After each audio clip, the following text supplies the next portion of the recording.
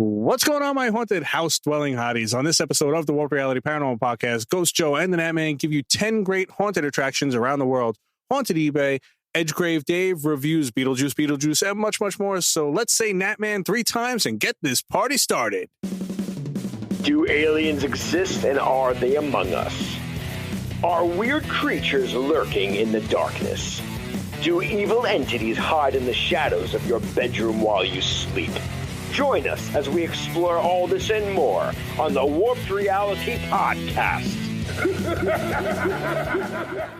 So, what's going on, Nat? How you been, buddy? Yeah, it's taking it all day by day, my friend. The same as you were 10 minutes ago when we tried recording this the first time. Oh yeah. Listen, there's no movie magic here. There's no movie magic. I messed up, okay? You know, I forgot to press the little red button that said record. Luckily, we were only I'm going to bust your balls about this for a long time. Luckily, we were only about halfway through the episode, so we have to redo the whole thing all over again. Yeah. My beard's getting more and more gray every time we do this. But you know what? It's okay because we it loosened up some of us. Yeah, sure. Okay. But so as I said, you know, that nobody had heard, we're in the spooky season now, Nat. You know, it's going to be October now. It's actually, as we're recording this, it's the end of September. So you guys should be hearing this pretty soon too, though. And spooky season is in, you know, full effect. I got my 12-foot witch set up after cursing at it a bunch of times and wanting to throw it out in the garbage and almost getting a divorce over it. And but that's up and ready to go, you know? So you finally did it right. I did do it right this time. Yes. I put it together for the kids. That's right. For the little one. The big one don't really give a crap, but the little one, she wanted that witch. So I did it for her, you know? See, I'm lucky. Both of mine still like it. So. My big one's actually the one that puts up all the stuff. See, my 11-year-old could care less. She's into, you know, makeup and girly things now. So, yeah. What are you going to do? Yep.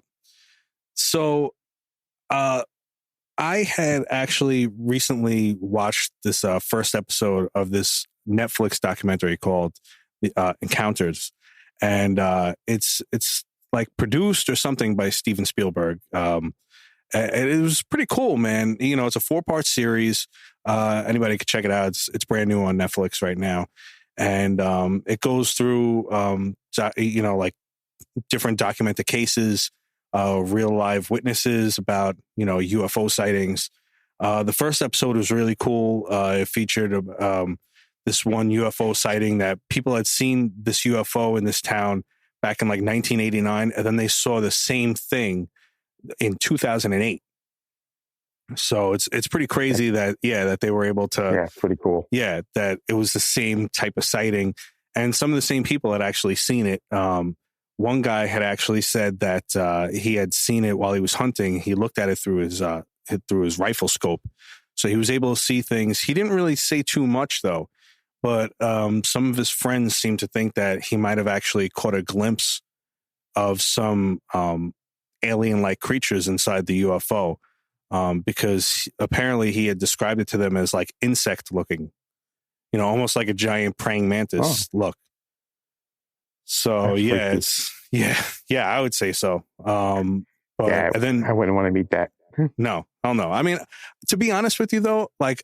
I mean, I work at night and I'm always looking up in the sky to see if I could see something because I would love to see a UFO. Not much the alien thing, but I would love to see a UFO, you know. If it looked like a praying mantis, I definitely don't want to see it. No. I definitely don't want to see that. But yeah, it looks like a pretty cool series. Like I said, I only seen episode 1 so far. I'm going to check it out and, you know, maybe I'll give you guys a review on it when I'm all done. I told Edgegrave Dave about it, but he's more of the horror movie guy. So, you know, this one might be on me to do this review. But speaking of UFO news, actually, I know the last couple episodes I've been talking a lot about UFO sightings in New York, but This one sighting that I'm going to talk about right now happened on August 11th of just this year. And it actually made this top 25 UFO sightings in New York list. And this list was just sightings for this year. So it just shows you how much UFO activity. Now, mind you, UFO doesn't have to be an alien. You know, it's an unidentified flying object. You don't know what it is. It could be government. It could be anything. We don't know. That's why it's an unidentified flying object, right? So, yeah. So this one was on August 11th in Wayne County, approximately 250 miles from New York City. A man had witnessed 6 triangular-shaped objects hovering over a very wooded area, and they seemed to have changed color and shape while flying in unusual patterns. This obviously is a little strange because, you know, if it's a drone, yeah, they could change colors and stuff because you could do that from the remote or whatever. I don't have a drone. I wish I did. It would be cool. But, you know, you could change colors and stuff, but I'm sure you can't change shapes of drones, you know, while it's flying. So that's pretty crazy. And the encounter actually lasted about 30 minutes, which is quite a long time. He recorded it on his phone, and I've included the link to the article that I read, which has the video in the story. So you guys could check it out in the show notes. Yeah. And if you've seen any UFO sightings or whatever, please give us a call at 845-600-0744, please. And let us know about it. So, and you know, we'll play you on the show.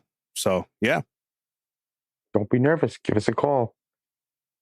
Yeah. There's no judgment here, guys. You know, like we don't judge. We just judge ourselves. Free zone. That's right.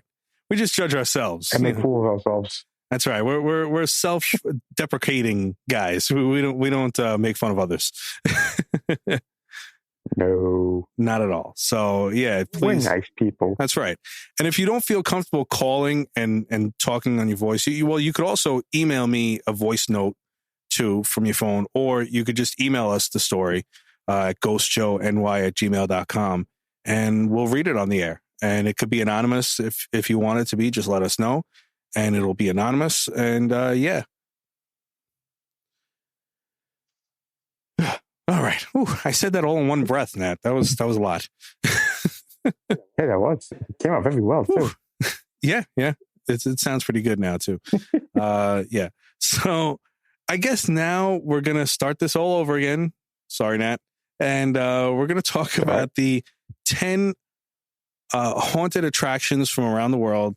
Now, mind you, this is not a top 10 list because we didn't really know how to rank it like that because we've never really been to many. I've only ever been to one of these places, actually. So we didn't really know. Oh, so you were at one of them. I was at one of them, yeah. Cool. But we didn't really know how to rank it like that. So we just figured we'll give you guys 10 of the best that we had found scouring the internet. And, you make your own decisions. So, Nat, go ahead with the first one, sir. All right, man. This one is the Morton Manor. Comes from Kissimmee, Florida. It was opened 2016. It has 2 floors of special effects and actors. It's open all year round, and it was named one of the scariest amusements by Travel Channel itself. For what I know, it is at $18 a cost. Tickets going by. That's actually not bad, man. Yeah. Because a lot of these places have been charging. Like I was talking to one of my coworkers because she's like real into like Halloween. It's like her favorite holiday in the world, and she likes going to all these haunted attractions and stuff. Everything went up, man. Like all these attractions are like $40, $50 to get in. A lot of them. Yeah, it's insane. Like, well, why do that? They even go higher than that. Yeah. Yeah, and it's like, it's kind of... Right. Everybody wants to make a buck. I understand. And I mean, I guess they have a lot of actors and stuff to pay, too. So I guess that could be a reason, too, Yeah, that's also true. So my first one that I'm going to talk about is called Evil Corp, Horror Maze. And this one's in Brisbane, Australia. And the slogan is very cool. It's called Pay to Enter, Pray to Leave. I thought that was really cool. Yeah. Yeah, I love it. That's pretty damn That's a cool. very like horror movie-ish quote, you know. So you got to be at least 16 to enter with an adult, and it's family owned. It's underground, which is very cool, and it's open all year round. And you hold a torch, which I think is very cool touch, that you actually have to hold your own torch while walking, and it only takes about 15 minutes to complete. It's $35 for tickets, and the end of the maze leads you into a haunted themed bar. So, you know, after getting scared, you know, have some drinks. So what's your next one, Nat? Hallows End, Staten Island, New York. It has 3 attractions: the Witch's Coven, Total Darkness, and the Freak Show.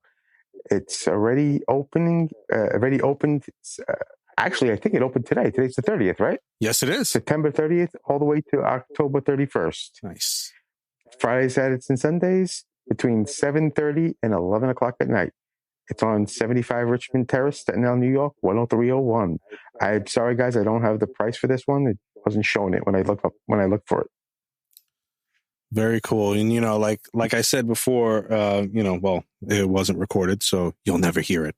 But as I said to Nat and to no one, apparently, Staten Island is a very, you know, historical place.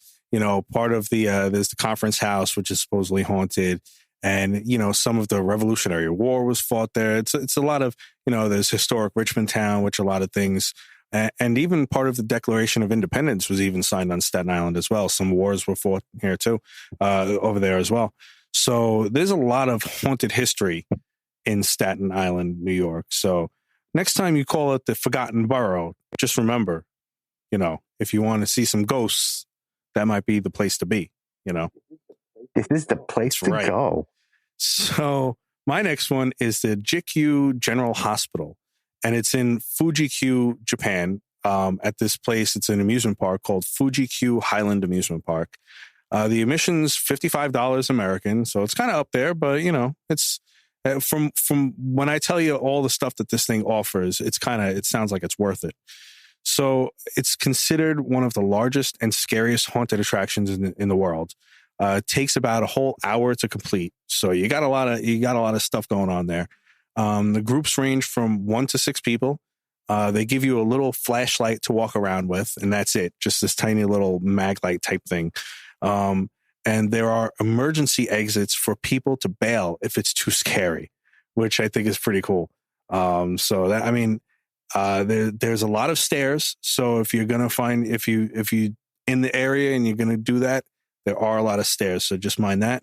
And again, the Japanese people are super hardcore, man. And it says here that elementary school aged children have to be accompanied by a junior high school student or older, not like an adult, but just a junior high school student. So yeah, they're all into their horror stuff. I mean, you could tell that definitely by their some hardcore shit there, yeah, man. You could definitely tell that by their horror movies as well. So yeah, so that's the Jikyu General Hospital. So what do you got next, Nat? Netherworld, Stone Mountain, Georgia.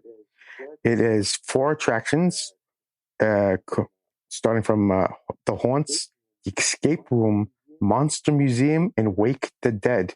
Prices go from as little as $25 all the way up to $75. This place opened September 20th and goes all the way to November 19th, which it's pretty cool that it goes past Halloween.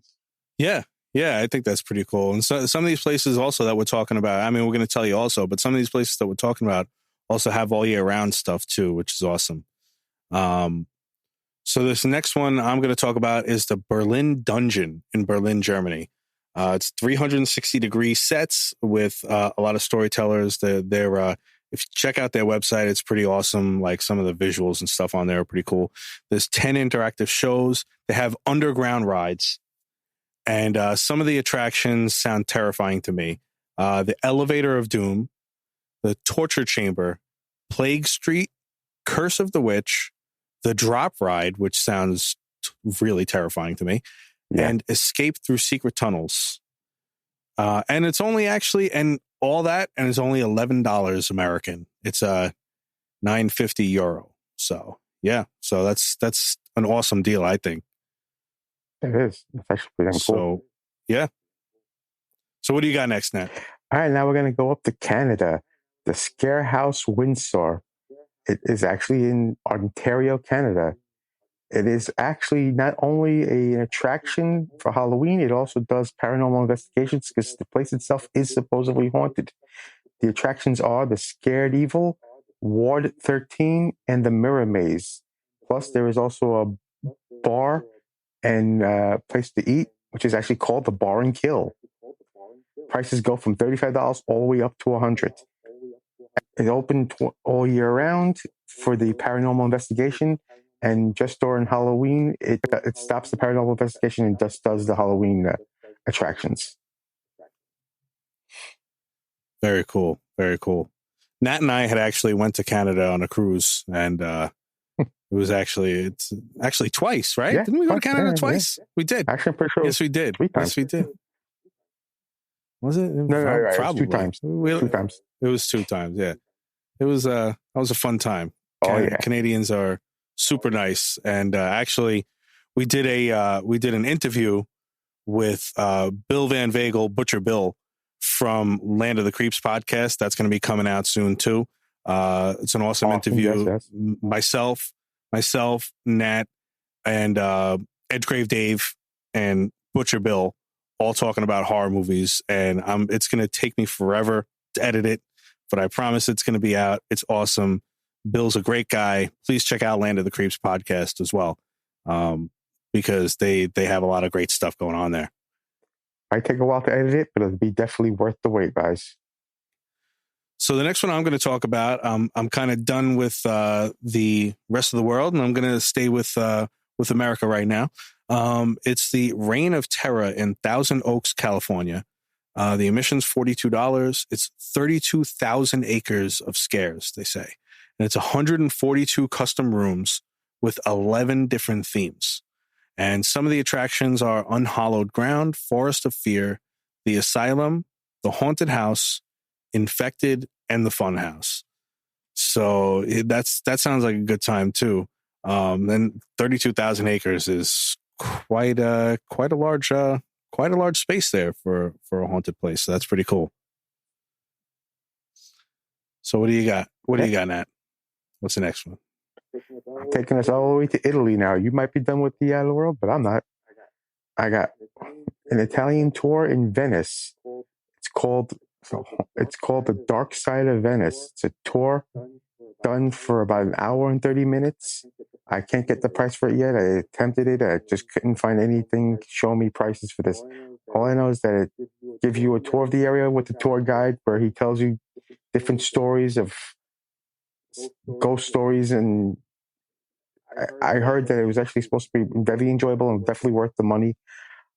I don't know, like I said, much about it. This is all I was able to get. It was an hour and 30 minutes, and it does it during the night, and that's it. I was able to get from it. Awesome.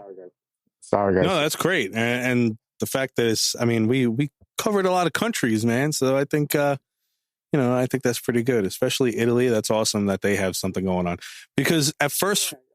Yeah, I just wish I was able to get more information about it. It's just for some reason, it was a small little paragraph on it. I couldn't even find any type of pricing for it or nothing. But it does happen at night. You go with a tour guide. He walks around the area, giving you different stories about things that happened in that area that are supposed to supposedly chill you to the bone. And it's funny too, because when we first started talking about doing this segment, we were like, well, I mean, do other countries even celebrate Halloween? Like, are we going to find other haunted attractions? And there were quite a few, in a lot of different places. Yeah, so I think that's pretty awesome that, the whole world kind of shares in the spooky season type stuff. So I think that's pretty cool. So the last main one that I'm going to talk about right now is the one that I've actually been to, and it's called Halloween Nights in Eastern State Penitentiary. It's 2027 Fairmount Avenue in Philadelphia, Pennsylvania.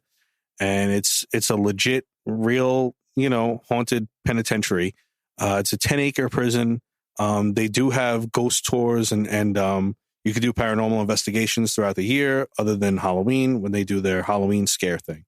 It's $40 admission. And what I think is pretty cool that's different is that at the beginning of the attraction, you can opt to take a glow necklace, which lets the actors know if you have this glow necklace on, they can touch or grab you, take you through secret passageways, and separate you from your group temporarily. So it's like a real scare thing. Oh, I think that's pretty awesome, though. That like, did you do that, Joe? Huh? What's that? Did you do that? Yeah. Well, did I do that? Did I do that? I don't. Yeah. I don't think I did. I don't think I took the necklace. I don't think I did. Oh, not that I was scared. I was with my group, and I didn't want to get separated. That's all. I wasn't scared. Yeah, sure. I don't like people touching me. Just from the CO. But no, it was awesome job, though. CO. I mean, it was definitely a cool time. I went with a couple neighbors, and what was funny too was that the one of the neighbors' wives she was walking in front of me, and I was kind of behind everybody, and I saw one of the actors coming out and he was trying to scare me. So I said, no, go in front of me, go in front of me. So he put his hand on her shoulder, and she turned around, and the scream that she let out was worth the $39 any day of the week. That was awesome. That's cool. Yeah. And what's it called? So, and the best part about this place is that it's not too far. It's probably like maybe a 15, 20-minute drive to Pat's King of Steaks and Gino's Steaks, which are the two best Philly cheesesteak places ever. And they're right next door to each other or right across the street from each other. And yeah. Oh, that's awesome. Yeah. So, I mean, come on, man. Scares. Absolutely. You can't go to Philly and not get a Philly cheesesteak. That's unheard of. So that's our 10. That's our top 10. But I did want to do an honorable mention because this place is run by a friend of ours named Rick Risp. Been dealing with this guy for a very long time. He used to, shout out to Rick. Yeah, shout out to Rick. He used to put on great shows at a place in Staten Island called The Caves, and he never did the Wave, I don't think. But he did the Caves and he did some other places. And he was just an awesome guy. And he does this haunted thing at the Kreischer Mansion, which you guys, if you've listened to the shows, you've heard me talk about the Kreischer Mansion before. That place is super haunted. I've had my own experiences from that place. And yeah, so this is called Slaughterhouse NYC. It's on Arthur Kill Road in Staten Island at the Kreischer Mansion. $35 admission, totally worth it. And it has a haunted maze, a haunted hayride, a haunted school bus, which is different. And of course the haunted mansion. You go through the actual Kreischer Mansion, which is very, very cool. And a haunted asylum as well. And just so you guys know, this is actually going to be the last year that Slaughterhouse NYC is going to be in the Kreischer Mansion. So if you guys, so if you guys want to go, you got to go this year. Otherwise, you're not going to be able to see it in this place. And you're going to want to go into the Kreischer Mansion. It's super creepy. It's been on different shows on the Travel Channel about its haunting and stuff like that. And I believe Rick has been on some talk shows talking about it as well. I'll get him on again. He was on one of our shows. I did an interview with him a couple of years ago, but I think it's about time I have him on again, and he can tell us a little bit more about some of the stuff that he experienced there, because he's stayed in there. He's actually the manager and the caretaker of the place, so he actually sleeps in that place every night. So he's seen and experienced a lot of stuff over there. Very cool. Yeah. Very cool. So now that we've been talking for about 20 or so minutes. You guys are probably super tired of hearing our voices. So now we're going to go to some horrible reviews with Edgegrave Dave, where he reviews the new Beetlejuice Beetlejuice. Horrible reviews with Edgegrave Dave. Beetlejuice, Beetlejuice, Beetlejuice. Though I might have said that name 3 times, after 36 years, we actually get a title that has his name twice, because I finally saw it. We're here to talk about the 36-year gap sequel of Beetlejuice Beetlejuice, otherwise known as Beetlejuice 2. So it's time to take out that chalk and draw up a grave warning. Spoiler alert, because we're going to get right into it. Oh, man, what a time for movies. We've had some interesting legacy sequels over the past couple of years. Ghostbusters and Top Gun and Cobra Kai. That's a sequel itself in that series to The Karate Kid. Are they all good? Are they all worth it? Well, while people have a lot of different feelings on it, I think they're all absolutely awesome. If you have a good cast, a good story, the ambition and the passion to do it, to give back and justify it, oh man, we can span some generations. So let's go, go, go, go! Now, with as much enthusiasm as I have for this review, I just have to say, hearing about it for so many years from the early 90s to 2019, I have to say, I did have my reservations about it. When it comes to any legacy sequel coming out, I always try to hold the bar a little bit low, even though that my childhood self is like, I can't wait to see this. Because if you start out really high, you might get disappointed. And hey, the ground only goes up from here. You're always going to get the fans that want to compare it to the original content in the original film. No matter what they do, they're going to say, hey, man, this isn't as good as the original movie. That was good, but I'm just going to watch the other one. Then you have people that are a bit more open-minded about it. Then you have people that, and one of the things that I love about this, I was talking about spanning generations. Then you've got people that have no idea what they're about to see. And that's how we all felt when we saw the original Beetlejuice. So Tim Burton coming back to this, if I'm correct about this, I believe this is the only actual sequel that he's made.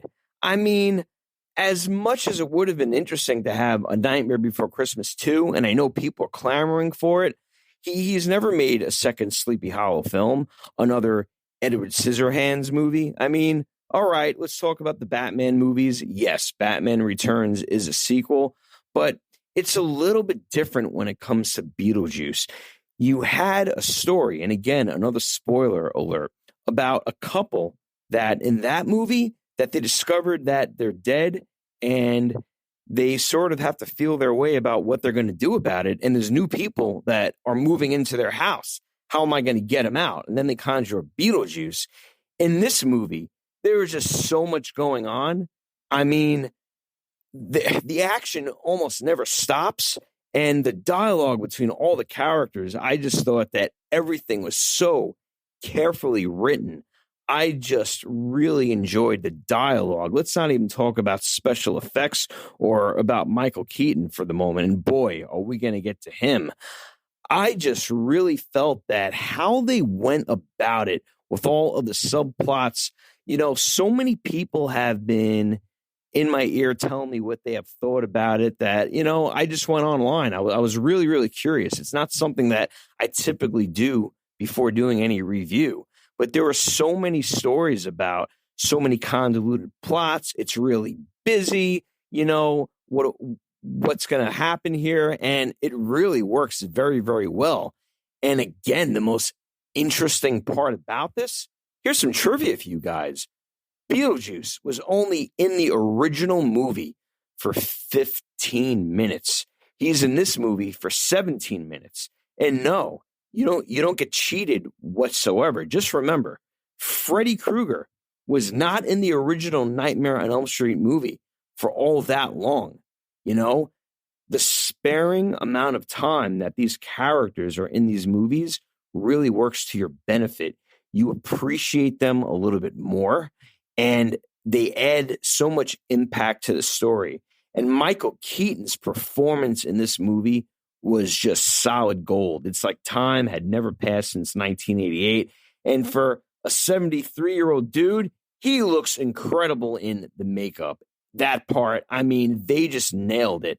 And I loved how kind of the stop motion claymation that they did in the original, especially for the sandworm.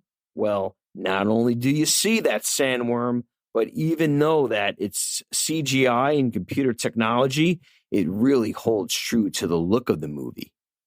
I really love all of the cast of characters that they had selected. Starting here with Winona Ryder, I just have to say she so easily went back into the role as Lydia. I loved catching up with her as an adult, and now she's doing this kind of like haunted house show where she's still using her abilities, and you get to see her now older. And then there's a stark contrast to Jenna Ortega's character, Astrid, where they've had a separation and she's completely different. And I think that a lot of people were going to be worried, is it going to be like another Wednesday type of a thing? Where no, not at all. She's so completely normal and different from Winona Ryder's sort of goth girl. And another great thing, Winona Ryder, she told the Duffer Brothers when she first got the role to Stranger Things, I'm just going to need the time off if a Beetlejuice sequel does take place. And they sure did. Now, Catherine O'Hara, okay, as Delia, she's always been one of my favorite characters in the original. She was so stark crazy and insane. I mean, it was just, I just couldn't believe what she was going to say next. And they dealt with the death of Charles Dietz very, very carefully, based on some things that happened behind the scenes with the actor. I love how they use stop motion to show what happened with his character. It's like basically like Jaws came up and just like took care of him, but he's still in the afterlife and you still get to see him, you know?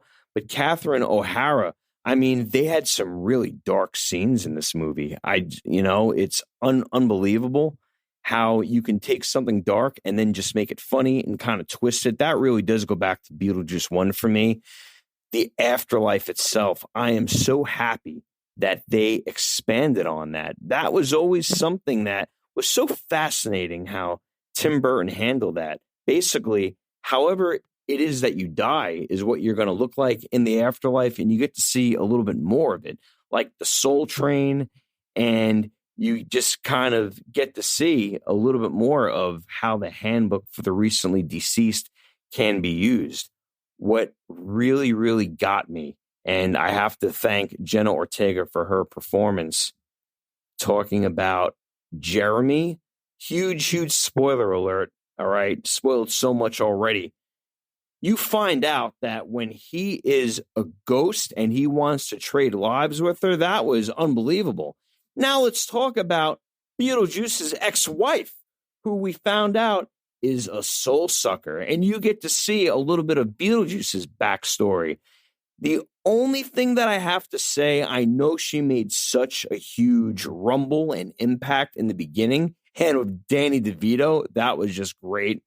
You know, I would have liked to have seen a little bit more of her. Maybe that's what people were talking about, how there's a lot of subplots and she's looking for Beetlejuice. And then there's Willem Dafoe. Oh, man. The way that he was an actor, died, and now it's kind of like the detective with a bunch of rent-a-cops. I mean, it all just, to me, worked really, really well. And there was even a little bit of, I can't really call it gore, but they did get a little bit creepier and even a little bit of blood with that baby Beetlejuice. I mean, they were definitely right to make it a PG-13 rating. I mean, back then, and I may have said this before, PG was very different because you had movies like Back to the Future and Gremlins and even Indiana Jones and the Temple of Doom that created that PG-13. You didn't have it back then, but they really pushed the envelope for it. So I really, truly think that you all enjoy this movie. It was a very good watch. The acting was just excellent. I really like the story. If you go online, you'll see all the different versions of stories that they were thinking about doing. And I really think that this was the best version that they could have made. And it definitely leaves it open for a sequel. Will it be called Beetlejuice, Beetlejuice, Beetlejuice? Well, as Tim Burton said, it took about 35 years to make this one. So I don't think that they're going to wait another 35 years to make another one if they do.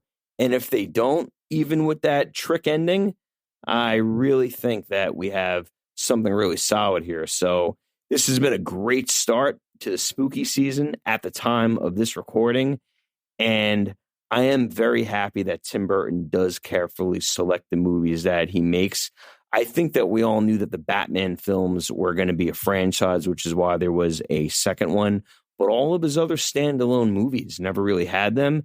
And if it's going to be this good, I rate this one about a 4 out of 5.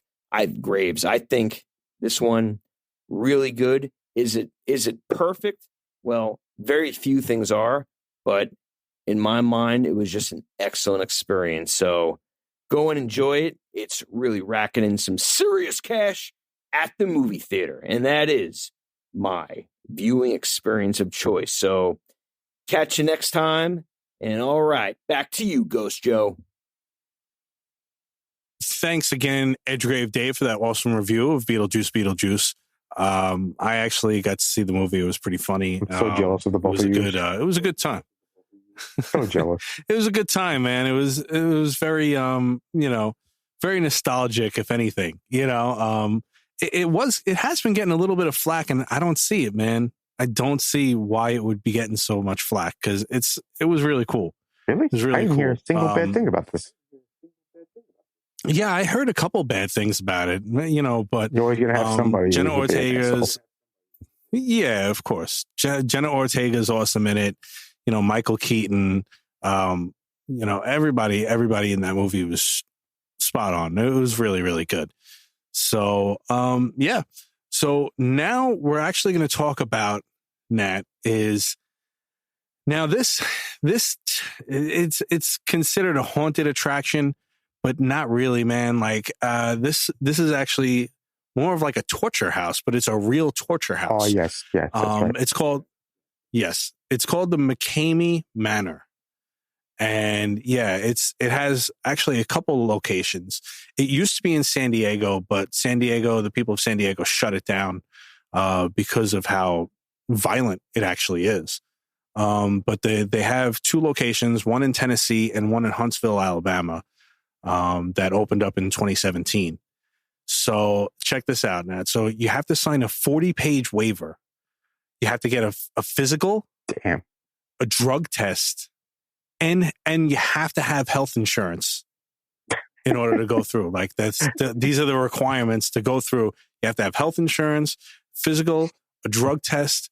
And you have to sign this 40-page waiver that pretty much allows them to do whatever the hell they want. And this place has become so huge. I'm sure that the admission is so silly. And I'm sure the guy is kicking himself now, because he could have been making a hell of a lot more money if he was charging people. But the cost of admission is a bag of dog food. Oh, so, a bag of dog food. Yeah, imagine. Yeah, I mean, the attraction, check this out. The attractions last for 8 to 10 hours. And you're experiencing physical and psychological torture. No one has ever completed it yet. And if you do complete it, you win $20,000. But for each time a task cannot be completed, you lose $500. $500 is deducted from the prize. And if you curse, $500 is deducted as well. What? Really? So I'd be out of there like right away. Yeah. I look at the place like, potty mouth in the wind. F. Like, nope, not doing this.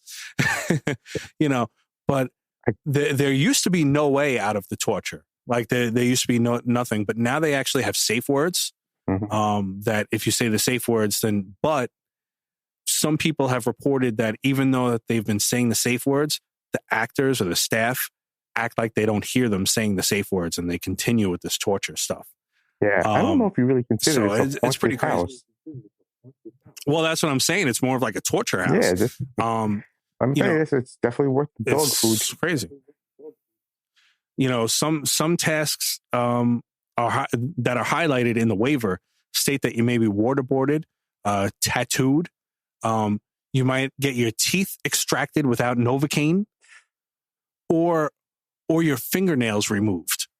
Oh, damn. Some people have reported having to eat raw meat and then like eating their own vomit after. They've been, put in small spaces with water hitting them the whole time. It's like some serious torture stuff, man. Yeah, there is, it was featured extensively in this 2017 documentary film called Haunters, The Art of the Scare, and on the Netflix original series called Dark Tourist. It's the subject of a 2023 Hulu documentary called Monster Inside, America's Most Extreme Haunted House. It really isn't an extreme haunted house. I mean, this is torture house, Yeah. You're not getting scared. You're basically getting tortured. But check this out.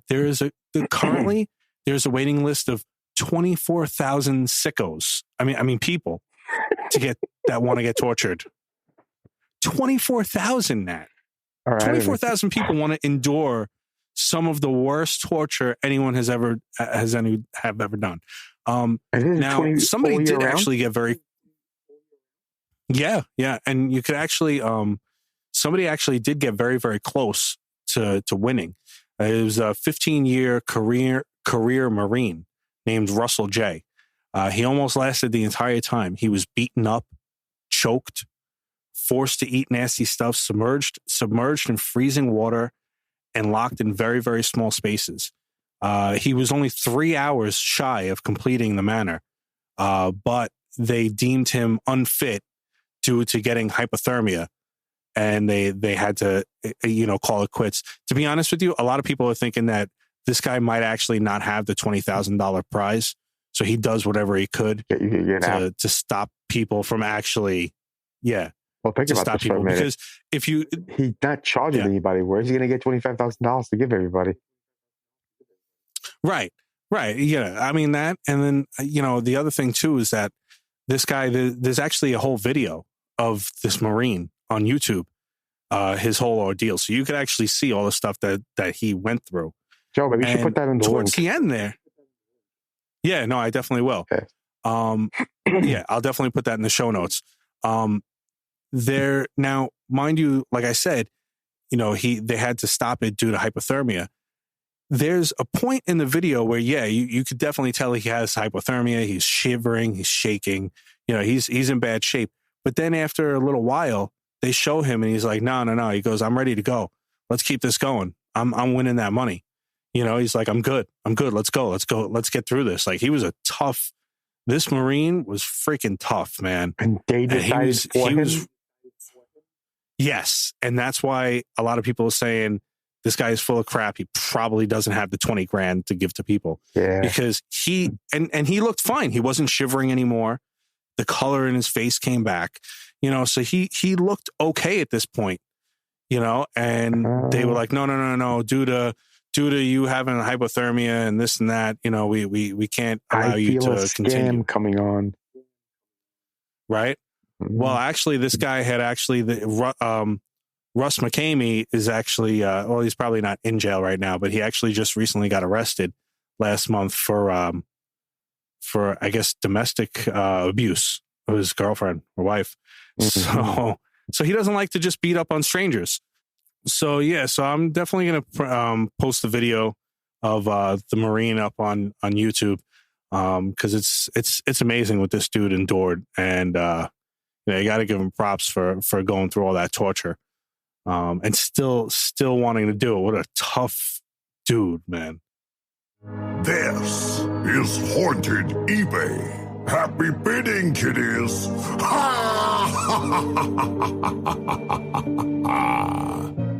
Let's go with some Haunted eBay. So the first item is haunted leather military pouch, and it's active World War II spirit.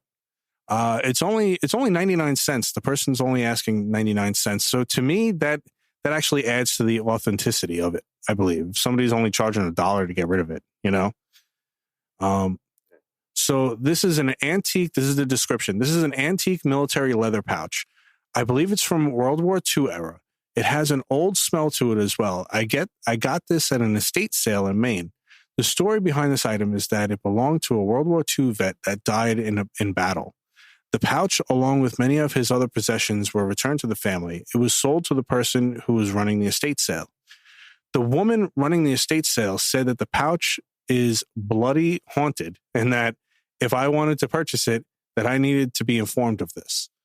She told me that she had the pouch in a display case not for very long that contained old war memorabilia that her husband had collected.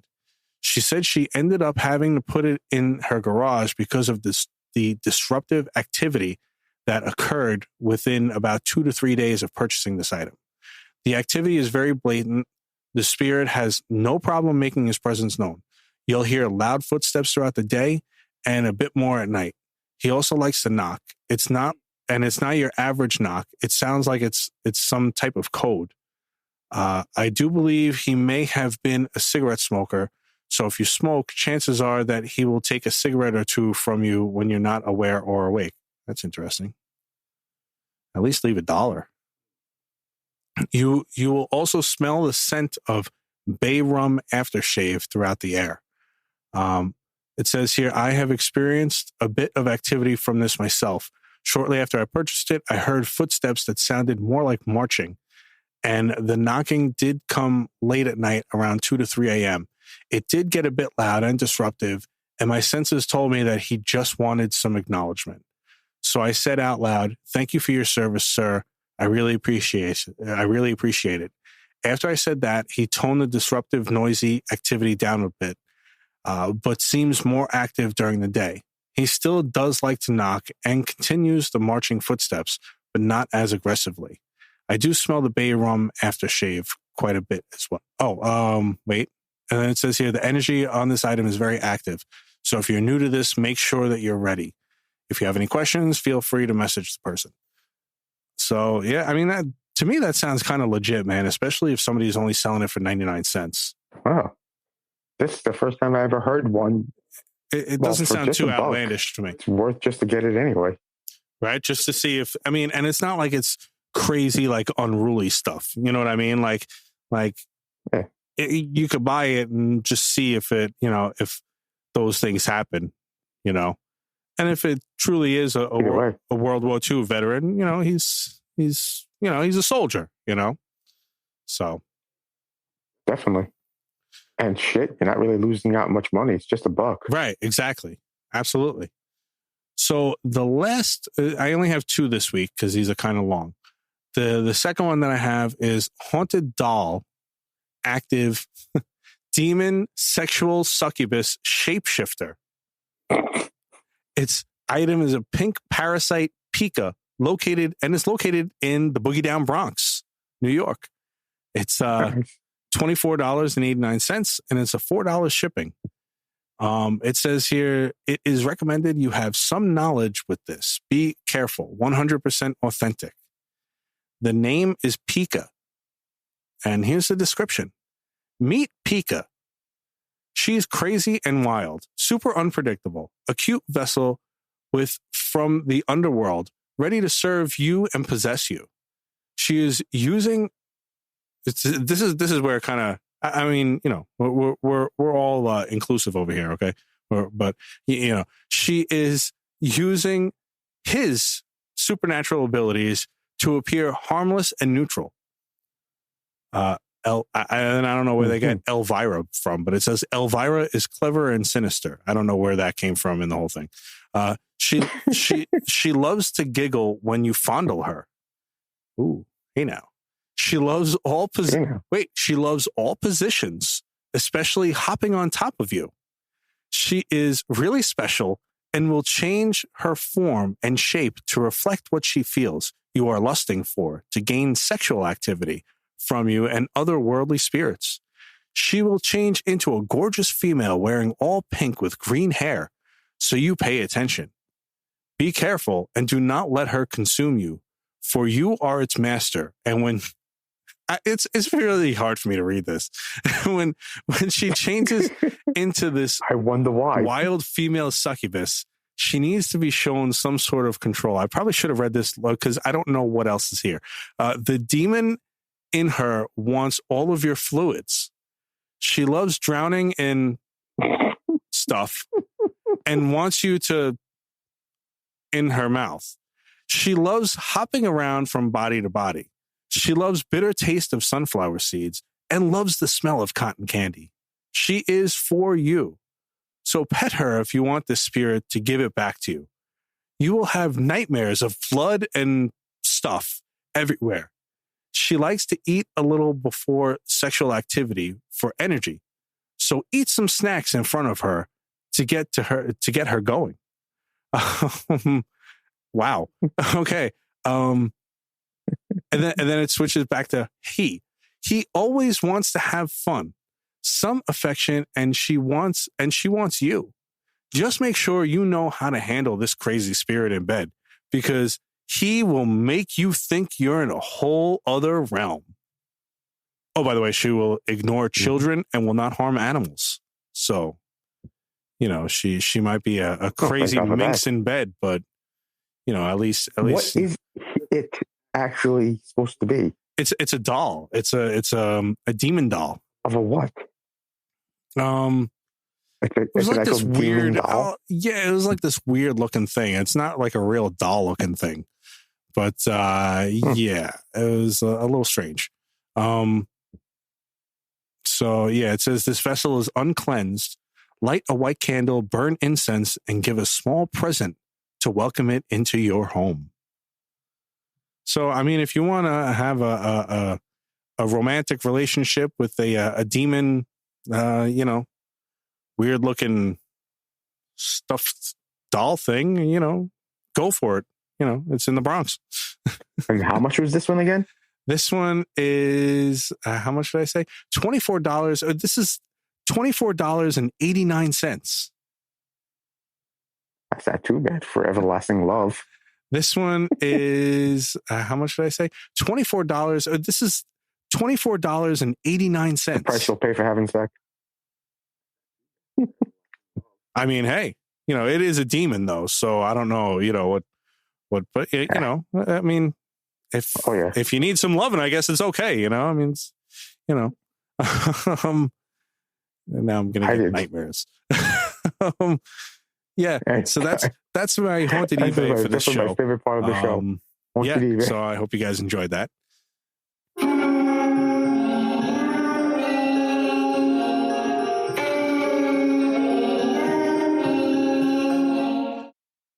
This one is called, and now this one actually sounds like a cry for help, man.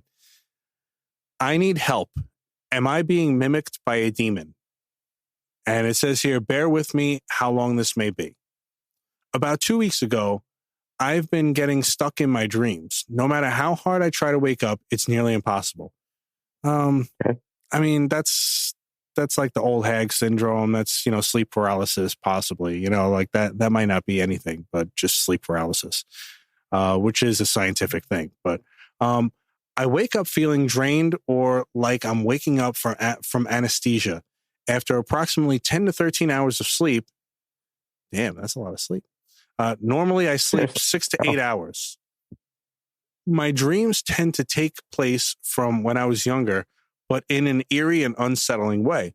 Anyways, that's why my dreams have been like no matter at night or during a nap. I don't know what that meant. All right. My older sister said last week she was walking down the hall past my room. My door was open, and normally my door naturally shuts and almost closed. And she noticed out of her peripheral vision, something was walking in my room at the same pace as she was. And she originally had thought it was me, but she noticed it was looking at her as if it's trying to figure out how to walk properly. And she also noticed it looked like me, but when I had long hair. My hair hasn't been long since 2019. She saw it twice in one day, and she says it seemed to be trying to mock how she was walking, but she ignored it and saw me in the kitchen when she told me she just saw this figure in my room. This is a mimic story, Nat. These are mimics are supposedly demons that mimic a person either by their voice or, like by their looks, I guess. And they try to entice you to follow them. And, so basically there's been stories about people just sitting in their house, and then they hear their own voice calling them from like a different room saying, "Hey, come here. And it's not them, but it's their voice, and those are mimics. So I believe there's probably some movies about it too. So yeah, sounds pretty creepy. Oh, that is actually new to me. I've never heard of this before. Yeah. So let me get finished here because I didn't even finish it. So it says here, now last night I stayed at my boyfriend's house and texted my younger sister, whose room is across from mine, to make sure my bedroom door was closed shut for me. But her phone was on Do Not Disturb. She got home and started walking down the hall to get to her room. She said she was being kind of loud with her keys banging against her hydro flask, which normally would irritate me if I'm trying to sleep. She said she heard my door open, and as she was walking near her bedroom door, she heard a whisper say, "What are you doing?" And obviously she assumed it was me being irritated that she was being loud, and so she looked up, moving her hair out of her face that prevented her from seeing my bedroom door in the first place. And that's when she realized my door was open, but no one was there. She hurried to the bathroom and opened her texts, and that's when she saw 20 minutes prior I had just asked her to close my door because I wasn't home. She was super freaked out, and we began FaceTiming. My boyfriend was making jokes about it, and I told him to stop because I didn't want him to mock whatever it was. Soon after that, the FaceTime call ended. I told my boyfriend that her phone probably died, but right after she texted me saying, "Did your phone die?" And I told her, "No, I thought your phone died." There wasn't a call failed pop-up or anything like that on either one of our screens. It was as if something hung it up. The energy in my room has been unsettling, like something is watching me. My sleep has been abnormal than usual, and when I do wake up, something pulls me back to deep sleep. What could this be that's mocking me, and why is it trying to imitate me? I can't find anything online on what this could be, so this forum is my last resort for answers. Please tell me anything you may know about this. Is it a demon or just a curious spirit? Any help is appreciated. Yeah. That's pretty cool. Right? That's pretty crazy, man. I mean, I would be... Yeah, that gives you some chills there. Yeah, like not a lot of this ghost stuff kind of freaks me out anymore, but I think that would definitely freak me out, Yeah. Something like that happening. And this person definitely sounds sincere and that they're really reaching out for some answers and for some help. So I hope they find it, because that sounds terrifying, So that's about it, Nat, for this show. I hope everybody enjoyed it. This was a fun show. Yeah. I hope everybody enjoyed it. And, hopefully I'm going to get that Bill Van Vagel interview out for you guys pretty soon, hopefully. But otherwise, we'll have a new show for you pretty soon. Keep checking out all of our social media, the TikTok, YouTube, and all this stuff. If you have any paranormal experiences you'd like to share, please call 845-600-0744 and leave a voicemail. Or you could email me at ghostjoeny@gmail.com. So with that being said, everybody, have a great night. We'll talk to you guys soon. And that's about it. I hope you enjoyed the episode. Later, guys. And please, if you actually happen to check out any of those haunted attractions that we talked about, please give us a call and let us know how you liked it as well. So have a good one. Oh, yeah, that's true. Maybe if a bunch of people give us some feedback, maybe we can make it into a top 10 and on a different episode. Absolutely. And so enjoy spooky season, everybody, and have a good night. Later. Good night, guys. Thank you for listening to the Warp Reality Podcast, and thank you to all my guests and contributors that help make this show possible. For more episodes, guest info, social media links, merch, and more, please check out warprealitypodcast.com. If you have a paranormal experience you would like to share, questions, comments, or you'd like to be a guest in the show, please leave me a voicemail at 845-600-0744, or you can email me at ghostjoeny@gmail.com. You can do so anonymously if you'd like. Also, I'd greatly appreciate it if you could leave me a review on Apple Podcasts or warprealitypodcast.com. Have a great night, everyone, and don't forget to change your shorts.